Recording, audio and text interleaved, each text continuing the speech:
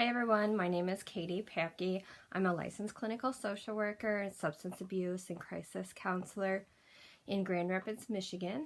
I work for a private practice called Life Support Counseling and Coaching. We provide individual therapy here in Grand Rapids, Michigan. We are currently also offering telehealth services. I am also an adjunct professor for Grand Valley State University in their social work department. I am here to introduce a series of short videos regarding coping with the pandemic.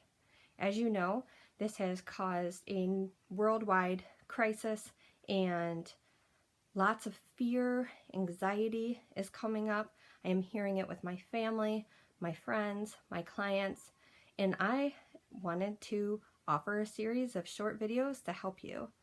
You can listen to this every day. You can listen to this whenever you need to, but basically the series will include some coping skills as well as discuss anxiety and stressors and how they occur, especially in crisis.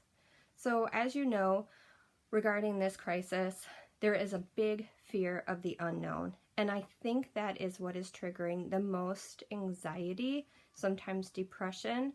I know for me, I was angry, really resentful at this pandemic because my spring break to Key West got canceled. I didn't go out and binge and purge on a bunch of drugs or alcohol. I found myself angry though, and I decided to, do something about it.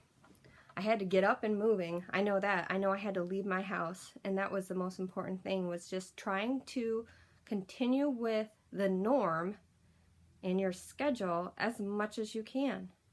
When we deal with a pandemic like this or any type of natural disaster, it is so easy to isolate, and even though that's what the CDC is telling us to, there are other ways where you don't have to isolate mentally as well as your connection with socialization. For me, that includes using media.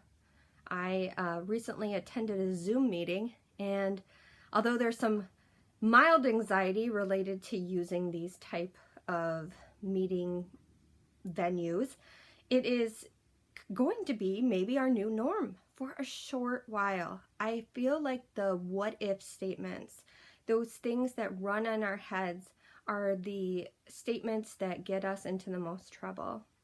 Of course, there is a legitimate reason to stay isolated or practice that social distance, but it doesn't have to rule your life. I know I was in a recent grocery store, and I felt like everybody was just looking at me as if they knew I had the pandemic. And I was looking at them too, like, am I 6 feet away from you? The grocery store also had these X marks on how far apart when we're checking out and at the pharmacy we should be. I thought that was great, but I don't think they're long enough. I don't think that they were far way apart, because I felt like they were just placed there as suggestions because nobody's enforcing them. I understand another client of mine recently, she got in a fight with somebody at the grocery store because the lady was telling her that she needed social distance, and the client was saying, she was blowing it off, saying, no, it's not that bad, we're okay. And they both went back and forth in a grocery store. Kind of crazy. But that is what's kind of thinking, is this craziness. The normal thinking of routine is so important to individuals in order to cope with daily life. Our routine is broken. Currently, there are unset schedules, there's daycare issues, there's medical appointment issues, there's all kinds of things that will disrupt because our world is in disruption. Take a breath. This is the norm. The crisis that we are experiencing is a crisis. Just let it be. Easier said than done, I understand.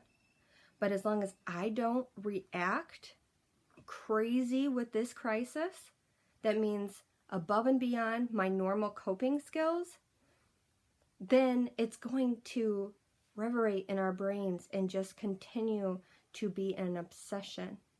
The media is no help. I hate seeing those CNN or Fox 17 alerts or any other kind of alerts that talks about the toll of going up and how many states have people shelter in place or have completely shut down. How many travel bans there are. You know, are they going to ban interstate travel? How is this going to affect my job? Those are all realistic questions, but the media really, really plays into that hype and makes us feel even more isolated. I really feel that trying a new routine is very helpful. Set yourself a schedule, set yourself a calendar, and if you miss something on that day or you miss a children's activity related to this pandemic and you're not the perfect Pinterest mom on how to do stay-at-home homeschooling for your kids, that's okay. So please join me and please like and subscribe to these videos so they can continue to be free. Please join me for the next one. Thank you.